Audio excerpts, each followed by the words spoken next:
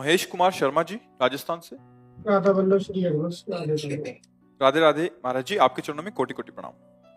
महाराज जी, भगवत मार्ग के पथिक के लिए ग्रस्त में रहते हुए पूजा अर्चना की विधि विधान क्या है?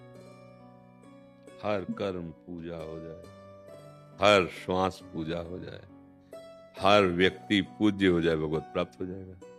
समझ रहे? भगवान की प्राप्ति के लिए अलग से कोई गृहस्थ को अनुष्ठान करने की जरूरत नहीं है। सुबह उठा, भगवान का चिंतन करते हुए अपने कर्तव्य को पूजा समझ ले। देखो, माला लेकर के मन को प्रभु में जो हम लगाने की चेष्टा कर रहे हैं, वो बहुत जन्मों से मन संसार का चिंतन कर रहा है। इसलिए अगर हम झाड़ू लगा रहे हैं, राधा राधा, पोछा लगा रहे हैं, राधा राधा, किसानी कर रहे हैं, राधा राधा, व्यापार कर रहे हैं, राधा राधा, किसी का बुरा नहीं करते। मन वचन कर्म से किसी को दुख देने का भाव नहीं है। हम अपनी सेवा जो कर रहे हैं भगवान को समर्पित कर दें और नाम जप करते रहें, तो जो आप कर रहे हो यही आपको भगवत प्राप्ति करा देगी। परम पूज्य श्री रैदास जी का पावन चरित्र तो सुना ही होगा। वो अपनी सेवा अपनी ही करते थे। उनके चरित्र में आप पढ़ लेना।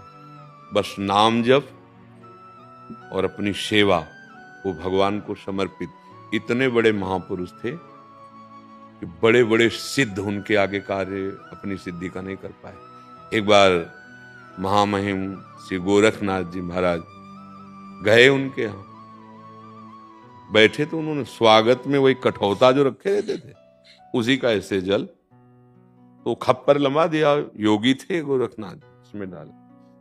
अब उनको लगा कठौते का धोवन वो जल।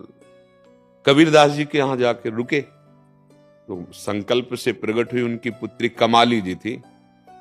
वह कबीरदास जी ने कहा कि रविदास जी के पास गए, कठौते में उसका धोवन दे दे, तो इसको लाली इसको कहीं फेंक दो और धो के ले आओ।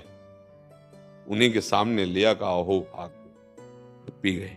और फिर धो के जब उनका ब्याह हुआ तो अपनी जब ससुराल में थी तो गोरखनाथ जी उस नगर में कालांतर में गए और कहा कोई दानी हो हमारे खप्पर को भर दे।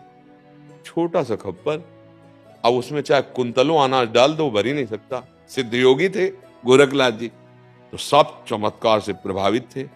उनके घर के जो परिवार के थे उन्होंने कहा कि ऐसा ऐसा, तो उन्होंने कहा अभी मैं जाती हूँ, और एक मुट्ठी अनाज ली ऐसे डाल दी, उफन गया खप्पर से। तो उनका तुम्हें ये सिद्धि कहां से प्राप्त हुई?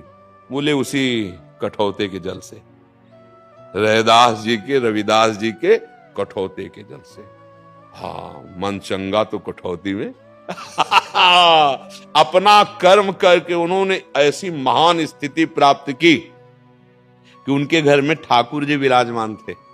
जैसे घर में होते ना गोपाल जी ठाकुर जी, तो काशी के विद्वानों ने मना किया कि इनको पूजा का अधिकार नहीं है। राजा के पास शिकायत पहुंची कि अगर ऐसे पूजा ये करेंगे तो अकाल पड़ जाएगा। अब राजा तो विद्वानों की सलाह मानता है। चरित्र में उनके लिखा हुआ है, भक्तमाल जी नामक एक पावन ग्रंथ है जिसमें भक्तों का पावन चरित्र है। तो राजा ने बुलवाया, उन्होंने कहा कि ये लोग शिकायत करते हैं कि आप, तो उनका ठाकुर जी से पूछ लो कि सेवा करवाना चाहते कि नहीं करवाना चाहते। बोले कैसे पता चलेगा? बोले दूर सिंहासन रख दो, वो वैदिक मंत्रों से बुलाएं और हम ऐसे बुलाएंगे। जिनकी तरफ, अगर उनकी तरफ चले गए तो पूजा नहीं करवाना चाहते, हम गलत थे। अगर हमारी तरफ आ जाए तो लोगों को लगा कि भाई मूर्ति कैसे चलती है। लेकिन जो भावुक जन होते हैं उनको मूर्ति थोड़ी होती, उनको साक्षात भगवान नजर आते।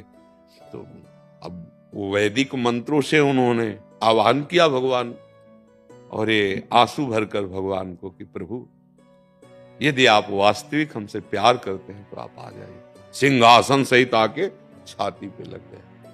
तो ब्राह्मणों ने ये विद्वता पूर्वक सोच निकाली कि कुछ जंतुर मंतुर अपने ठाकुर में किए है। बुलाया, आ गए, बोले हम अपने ठाकुर विराजमान करेंगे और फिर अगर आ जाए तो मानो आपको सेवा का अधिकार। उनका ऐसा कर लीजिए। क्योंकि मूर्ति अलग हो सकती है, भाव थोड़ी अलग हो सकता है। जे ही भाव से पुकारा। हम ये बताना चाहते हैं कि आप जो भी कर्म कर रहे हैं, अगर भगवान को समर्पित कर दें और नाम जप करें और किसी को दुख देने वाली बात ना हो, तो जो एक सिद्ध महापुरुष में विरक्त में होती, वही गृहस्थ में हो जाएगी। अब ये जरूर कठिन है कि गृहस्थ के कार्य करते हुए भगवान का नाम जप करना बहुत कठिन, हम मानते हैं। एकांत में बैठकर नाम जपने में तो मन कितनी परेशानी करता है, फिर कार्य करते हुए मन से भगवान का नाम जप करना। पर अगर अभ्यास किया जाए तो जब युद्ध के लिए भगवान कहते हैं मामुनुस्मर युद्ध च, तो इसका मतलब युद्ध से कठिन कार्य कोई नहीं है, हम नाम जप कर सकते हैं। तो हम नाम जप करते हुए राधा राधा राधा, और जो कार्य करें वो प्रभु को समर्पित कर दें, उसी से भगवान प्रसन्न हो जाएंगे, उसी से भगवान मिल जाएंगे।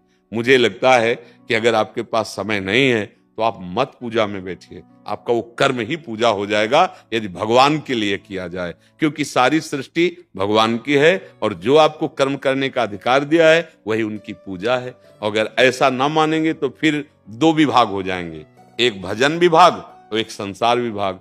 तो संसार विभाग में फंसा हुआ इतना समय नहीं कि भजन विभाग में भाई अलग से बैठ के पद्मासन लगा, नहीं। जैसे माताएं मैंने रसोई बना रही, राधा राधा राधा, आप नौकरी व्यापार में है, राधा राधा राधा, और हर कर्म भगवान को समर्पित कर दो। सुबह से लेके शाम तक की पूरी ड्यूटी करी और एक क्षण में, हे भगवान प्रातः 5 बजे उठे थे और सायं के 5 बजे हैं, जो भी कर्म हुआ वो आपको समर्पित करते हैं। हे भगवान इसमें जो गलती हुई हमें प्रेरणा करो, हम सुधार करें, और ये समर्पण आपकी हमारे हृदय में भक्ति, आपकी प्रसन्नता सच्ची, यही हो जाएगा, यही हो जाएगा। हाँ, भगवान की प्राप्ति कठिन नहीं, केवल सुलझने की जरूरत है। हाँ, हम छल कपट करेंगे, गंदी बातें करेंगे, गंदे आचरण करेंगे, तो फिर कैसे भगवान प्राप्त होंगे? अच्छे आचरण करें, दूसरों के साथ व्यवहार सुखद करें और नाम जप करें और अपने कर्तव्य कर्म को पूजा समझें, बात हो गई, पक्का भगवत प्राप्ति हो जाएगी।